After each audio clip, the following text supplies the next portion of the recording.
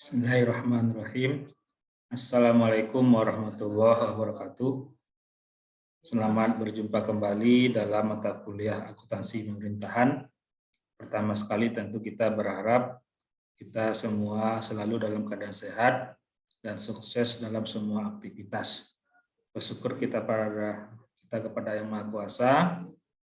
Semoga kita selalu diberikan nikmat, kesehatan, dan kesempatan untuk melaksanakan semua aktivitas kita. Baiklah, kita mulai mata kuliah ini, mana pada kesempatan kali ini kita akan berdiskusi tentang akuntansi piutang. Pertama, akuntansi piutang yang ada pada SKPD atau OPD. Kita lihat dulu definisi piutang. Piutang menurut Buletin Teknis SAP Standar Akuntansi Pemerintahan nomor 02 tahun 2005 menyatakan bahwa piutang adalah hak pemerintah untuk menerima pembayaran dari entitas lain, termasuk wajib pajak atau wajib bayar atas kegiatan yang dilaksanakan oleh pemerintah. Hal ini senada dengan berbagai teori yang menyatakan atau mengungkapkan bahwa piutang adalah manfaat masa depan yang diakui pada saat ini. Pengertian ini juga sesuai dengan standar akuntansi pemerintahan yang diatur pada Peraturan Pemerintah Nomor 71 Tahun 2010 tentang standar akuntansi pemerintahan. Nah, dalam kita berbicara atau berdiskusi tentang piutang, maka ada satu hal yang tidak bisa kita pisahkan, yaitu adalah penyisihan piutang tak tertagih.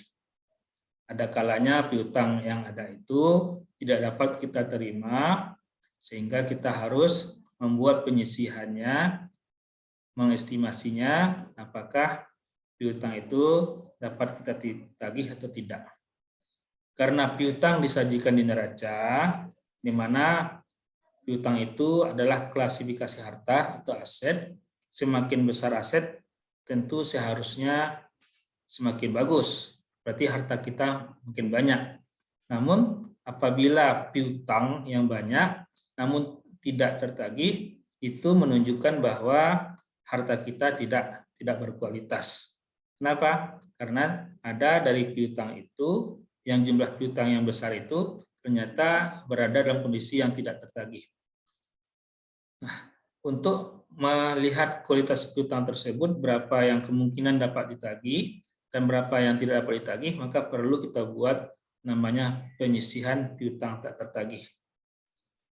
Penyisihan piutang tak tertagih itu adalah taksiran nilai piutang yang kemungkinan tidak dapat diterima pembayarannya di masa yang akan datang dari seseorang ataupun dari korporasi ataupun dari entitas lain.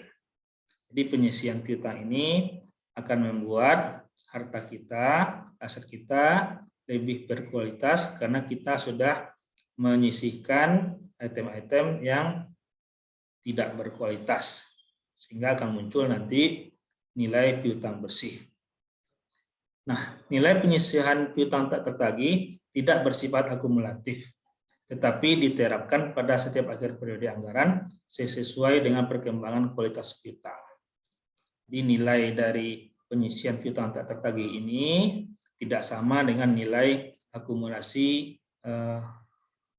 penyusutan aset tetap atau akumulasi amortisasi aset tidak berwujud, tidak sama. Jadi nilai penyisihan piutang tak tertagih ini berapa kondisi pada akhir tahun, itulah yang kita sajikan pada neraca. Penilaian kualitas piutang untuk penyisihan piutang tak tertagih dihitung berdasarkan kualitas umur piutang, jenis karakteristik piutang, dan diterapkan dengan melakukan modifikasi tertentu tergantung kondisi dari debiturnya. Nah, mekanisme perhitungan dan penyisihan saldo piutang yang mungkin tidak dapat ditagih merupakan upaya untuk menilai kualitas piutang. Jadi biasanya untuk menilai kualitas piutang, kita lihat umur piutang tersebut. Kalau umur piutangnya sudah lama, biasanya kemungkinan tertagihnya sangat kecil sekali. Sehingga semakin lama umur piutang, semakin tidak berkualitaslah piutang tersebut. Kira-kira demikian apabila kita ingin menilai kualitas piutang. Piutang yang berkualitas biasanya piutang yang kemungkinan cepat dapat ditagih. Piutang ini apabila kita lihat dari pungutannya, maka ada yang disebut dengan piutang pajak daerah pemerintah provinsi, ada piutang pajak daerah pemerintah kota kabupaten, ada piutang retribusi, ada piutang pendapatan asli daerah lainnya. Jadi piutang, misalkan pemerintah kota kabupaten memiliki dana bagi hasil yang bersumber dari pemerintah provinsi dan sudah ada surat keputusannya, maka itu bagi pemerintah kota kabupaten merupakan piutang terhadap pemerintah provinsi, sehingga akan muncul nama piutang pajak daerah pemerintah provinsi. Nah, demikian juga yang lainnya, apabila ada semacam ketentuan atau dokumen yang menyatakan bahwa pemerintah daerah suatu saat akan menerima dari tempat lain yang sudah ada SK-nya, maka itu bisa dianggap sebagai piutang. Ya, piutang yang sudah bisa dilakukan penjurnalan. Nah, klasifikasi piutang ini apabila kita tinjau dari perikatan, maka dapat dilihat atau terjadi pada saat pemberian pinjaman, pada saat penjualan, pada saat kemitraan, dan pada saat pemberian fasilitas. Jadi, pada saat terjadi perikatan ini, pada 4 kondisi, pada saat pemberian pinjaman, pada saat penjualan, pada saat kemitraan, dan pada saat pemberian fasilitas, bisa terjadi piutang. Kita lihat lebih lanjut nanti. Kemudian, piutang itu dapat juga diklasifikasikan kalau melihat adanya transfer dari pemerintah lain atau antar pemerintah. Misalkan piutang dana bagi hasil. Ini adalah hak pemerintah kota, kabupaten, atau provinsi yang harus diterima dari pemerintah pusat, atau hak kota dan kabupaten yang harus diterima dari pemerintah provinsi. Sehingga apabila sudah ada dokumennya, apakah dalam bentuk surat keputusan atau peraturan pemerintah atau peraturan gubernur segala macamnya yang bisa digunakan sebagai pegangan bagi yang akan menerima dana tersebut, maka pada saat dokumen tersebut sampai, sudah boleh diakui adanya piutang. Namun tentu dananya belum sampai, maka muncullah piutang di jurnalnya. Demikian juga dengan dana alokasi umum. Ya, biasanya sudah ada ketetapan dalam penentuan APBN berapa yang akan diterima oleh masing-masing pemerintah daerah dalam bentuk DAU. Nah, biasanya dalam peraturan pemerintah atau peraturan presiden, maka peraturan tersebut dapat digunakan oleh pemerintah daerah untuk melakukan penjurnal dan mengakui adanya piutang. Demikian juga dengan dana alokasi khusus, dana otonomi khusus, ya, transfer lainnya, dana bagi hasil dari provinsi, piutang transfer antar daerah, dan piutang kelebihan transfer. Nah, ini dasarnya adalah peraturan atau dokumen surat keputusan yang menjadi pegangan bagi daerah yang akan menerima tapi belum dalam bentuk kas. Kemudian ada juga piutang itu dalam bentuk tuntutan ganti rugi atau TGR. Nah, tuntutan ganti rugi ini bisa dikategorikan piutang karena timbul akibat tuntutan kerugian daerah terhadap pegawai negeri, ya, yang bukan bendahara. Jadi apabila ada semacam hasil verifikasi yang dilakukan oleh pemerintah daerah, ternyata pemerintah daerah harus menagih sesuatu kepada PNS, maka dibuatlah suratnya, maka surat itu bisa sebagai dokumen munculnya piutang tuntutan ganti rugi kepada pegawai. Demikian juga piutang tuntutan ganti rugi kepada bendahara. Jadi ada sesuatu pekerjaan yang merugikan keuangan daerah atau pemerintah, setelah ditelusuri ternyata memang terjadi kerugian, maka bisa dilakukan namanya tuntutan ganti rugi kepada bendahara. Tentu ini dasarnya harus ada SK-nya dulu. Yang dasar SK itulah maka bisa diakui sebagai adanya piutang yang timbul yang disebut dengan tuntutan ganti rugi kepada bendahara. Kemudian apabila kita lihat Permendagri nomor 64 tahun 2013, piutang itu bisa diklasifikasikan atas piutang pendapatan dan piutang lainnya. Ya, jadi dalam neraca nanti piutang yang ada di pemerintah daerah dalam kelompok aset termasuk lancar, maka piutang itu dibagi atas piutang pendapatan dan piutang lainnya. Nah, piutang pendapatan terdiri atas piutang pajak daerah, piutang retribusi, piutang hasil pengelolaan kekayaan daerah yang dipisahkan, piutang lain-lain PDSA. Ini terkait dengan PAD, ya, pendapatan asli daerah. Di mana PAD itu terbagi 4, ada pajak daerah, ada retribusi daerah, ada hasil pengelolaan kekayaan daerah dipisahkan, dan ada lain-lain PAD yang sah. Kemudian yang tergolong piutang pendapatan itu adalah yang berasal dari dana transfer, ya, nah, dari pemerintah pusat. Itu ada piutang transfer pemerintah pusat, ada piutang transfer pemerintah daerah lainnya, ada piutang transfer pemerintah daerah lainnya, dan ada piutang pendapatan lainnya. Nah, di ini tergolong kepada piutang pendapatan. Kemudian piutang lainnya bisa terlihat ada bagian lancar tagihan jangka panjang, ada bagian lancar tagihan pinjaman jangka panjang kepada entitas lainnya, kemudian ada bagian lancar tuntutan ganti kerugian daerah, dan ada uang muka. Nah, ini ada 2 kategori piutang dan ini perincian-perinciannya. Ini nanti perincian ini bisa diungkapkan di catatan atas laporan keuangan. Nah, kapan piutang diakui? Piutang diakui pada 3 kondisi, yaitu pertama diterbitkan surat ketetapan atau dokumen yang sah, seperti DAU tadi, piutang DAU, piutang PAD, piutang pajak daerah semacamnya, itu adalah dasarnya surat ketetapan. Jadi dengan dasar surat ketetapan itu maka sudah boleh diakui adanya piutang. Yang kedua, ketika telah diterbitkan surat penagihan dan telah dilaksanakan penagihan. Telah diterbitkan surat penagihan, seperti contohnya penagihan terhadap ganti rugi tadi, ya. Sudah ada SK-nya, sudah muncul penagihannya, nah, telah dilaksanakan sebagian, maka sisa itu bisa dianggap piutang. Atau belum dilunasi sampai dengan akhir periode pelaporan. Sudah dibuat penagihan, sudah ada SK-nya, kemudian belum dibayar, maka sangat penagihan sampai saat belum dibayar itu, maka itu tetap diakui sebagai piutang. Kemudian pengukuran. Untuk piutang, pengukuran disajikan sebesar nilai yang belum dilunasi.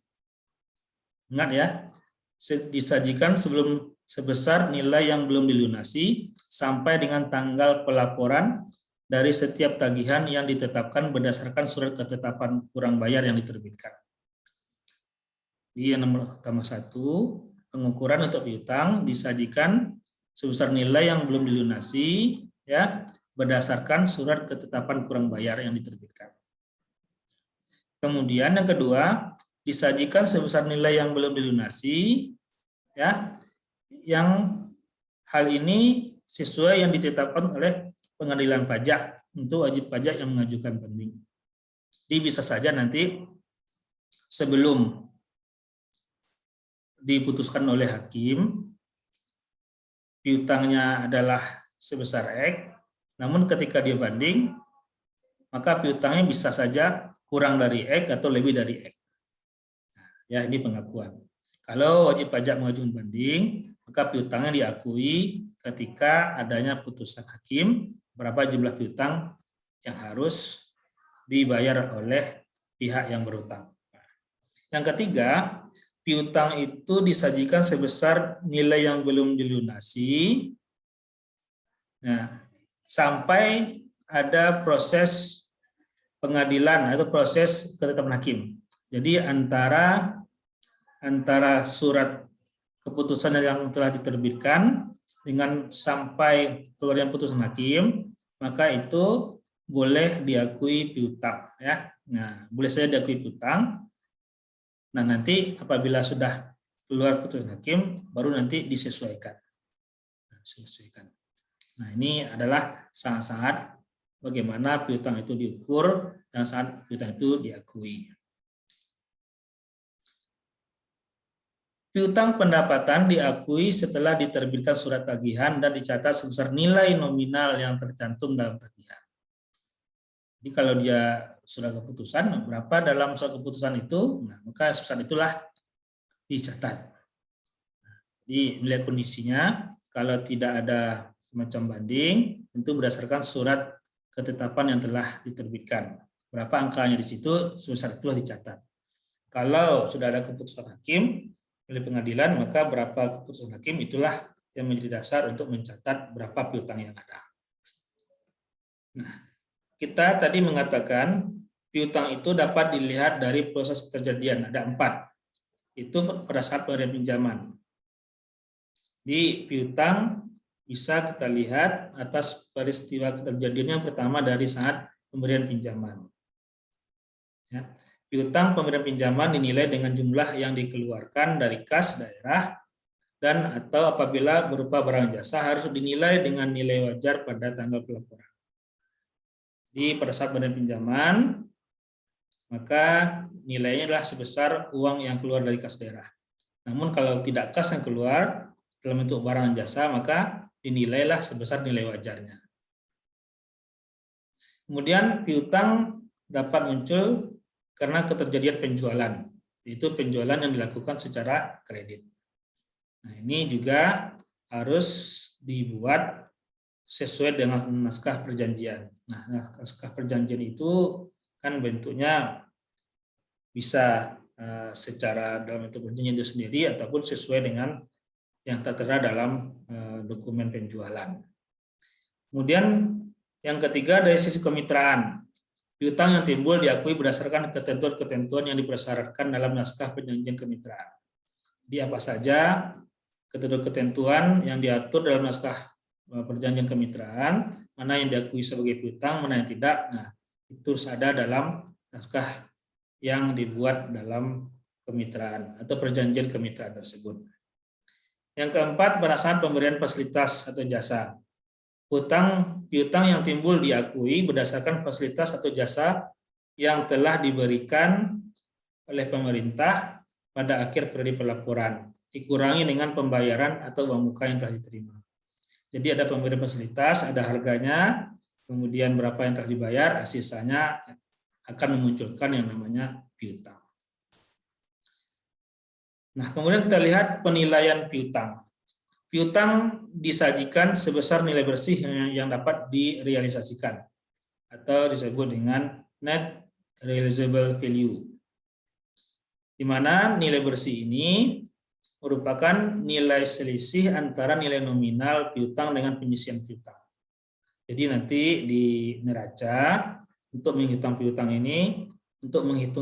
ini, ada 3 komponen yang harus ada. Pertama adalah nilai nominal piutang, yang kedua penyisihan piutangnya, yang ketiganya adalah nilai bersihnya.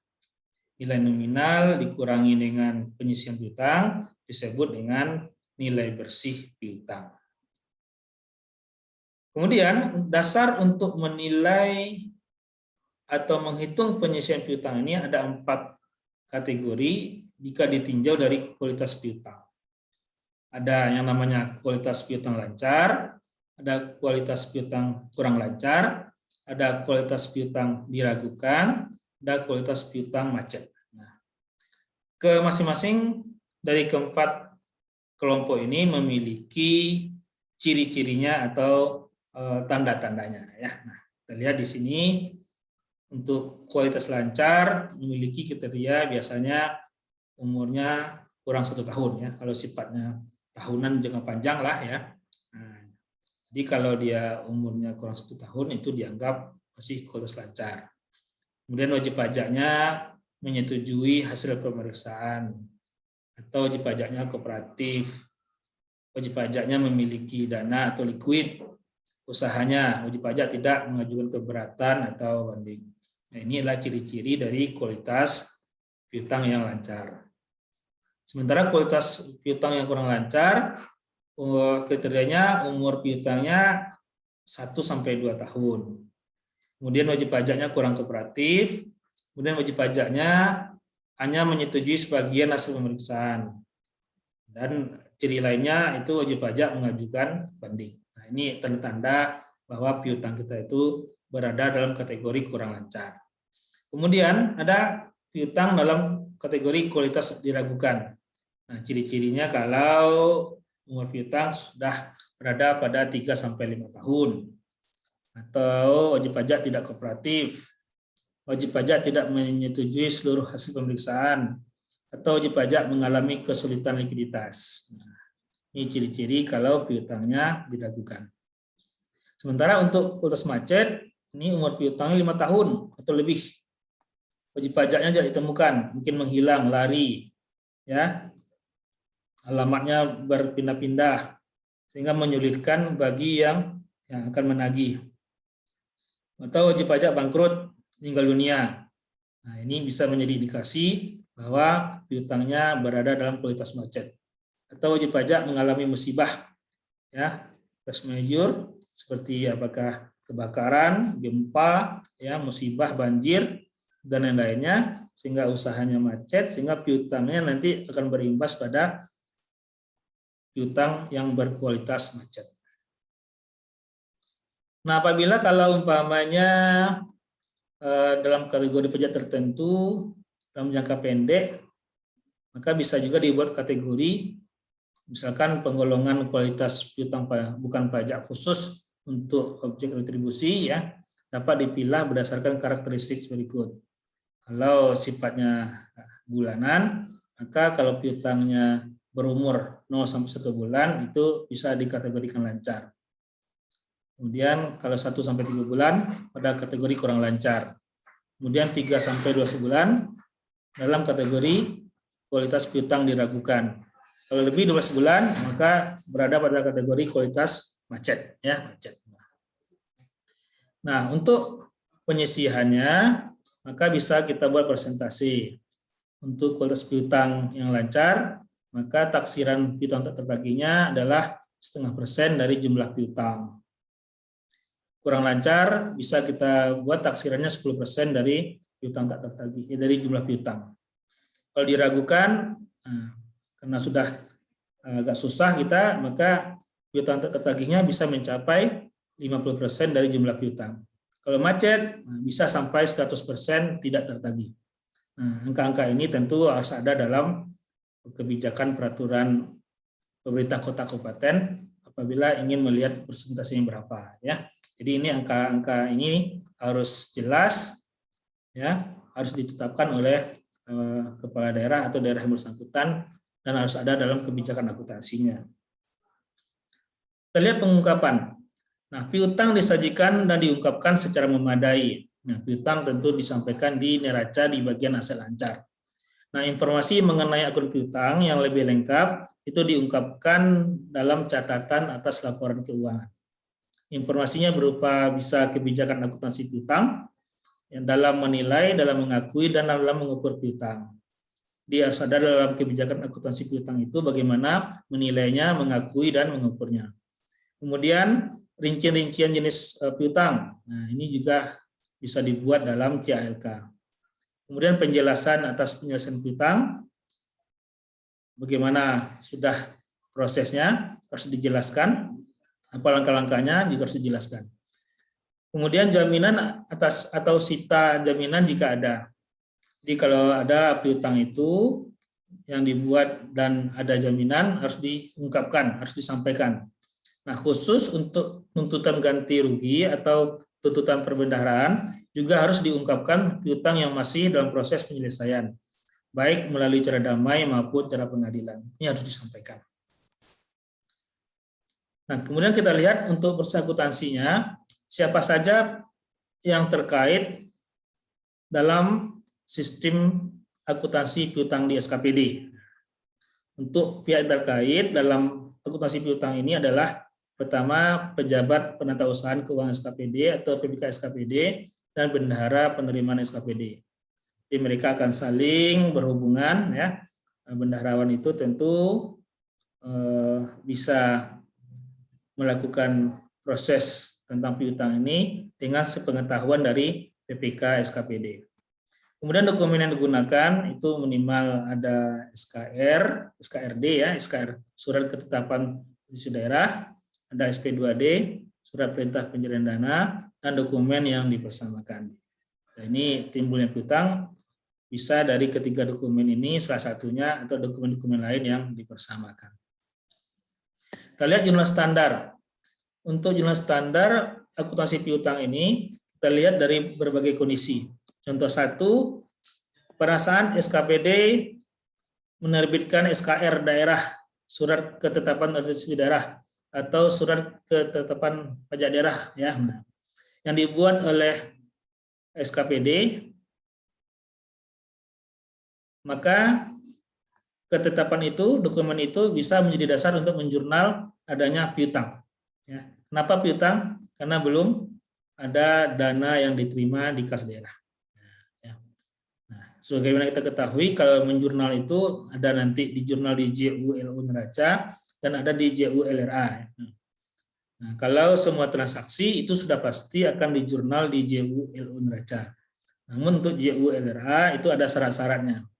Itu terkait dengan pendapatan tunai dan belanja. Nah, transaksi menerbitkan SKR ini, kan ini transaksi yang belum ada pendapatan tunainya, ya. Yang ada baru piutang. Karena belum ada pendapatan tunai, maka untuk JULRA-nya no entry, ya, no entry. Karena proses di JULO-nya adalah proses yang tidak terkait dengan pendapatan tunai dan belanja. Nah, kemudian pada saat SKPD menerima pembayaran dari wajib retribusi, ya, ini langsung ya, ini langsung. Nah, ini terlihat bendahara pengeluaran ini belum benar, ini bendahara penerimaan seharusnya.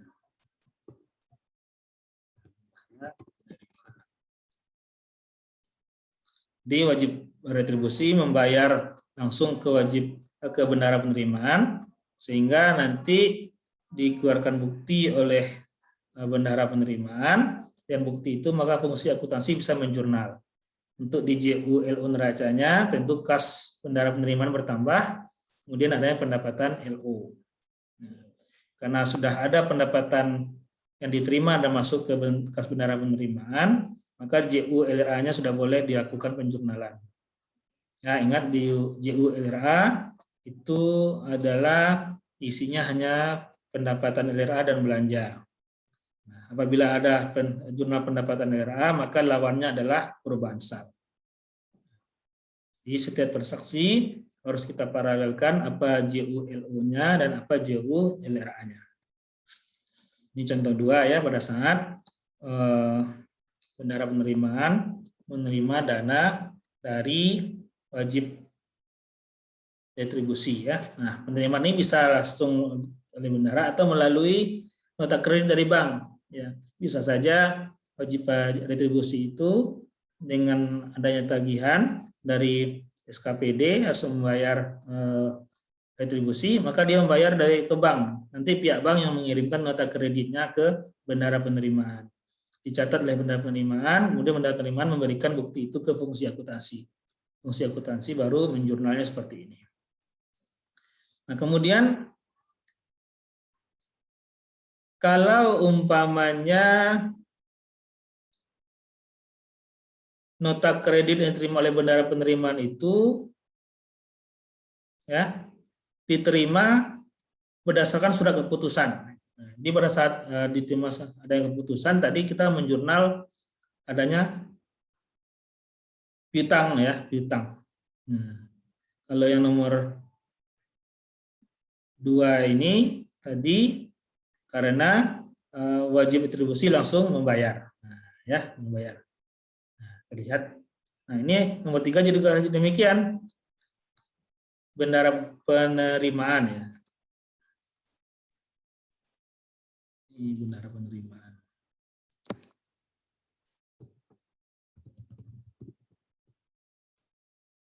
Ini kalau terkait dengan penerimaan, yang menerimanya adalah bendahara penerimaan. Kita perbaiki sedikit. Ya. Kita lihat kalau contoh 3 ini, bendahara penerimaan menerima nota kredit dari bank, ya, dari bank terkait dengan penerimaan retribusi. Nah, kalau seperti ini jurnalnya, kalau kreditnya adalah piutang, berarti pada awal mulanya sudah ada yang namanya pengakuan pendapatan karena adanya ketetapan tadi. Jadi kita tadi mengatakan apabila ada ketetapan maka boleh dibuat adanya pendapatan, muncul piutang. Ketika piutang ini diterima, ya, maka jurnalnya adalah piutangnya dikreditkan, kasnya didebitkan. Nah, kalau seperti ini maka berarti kas pendapatan sudah masuk ke rekening bendahara penerimaan, maka JULRA-nya sudah boleh dibuat. Ya, dibuat. Sudah boleh diakui dengan menjurnal pendapatan LRA di kredit dan perbansalnya di debit. Nah, demikianlah materi kita terkait dengan akuntansi piutang pada SKPD. Semoga bermanfaat dan dapat kita memperkaya ilmu kita untuk saat ini dan ke depannya. Demikianlah disampaikan. Terima kasih atas perhatiannya. Assalamualaikum warahmatullahi wabarakatuh.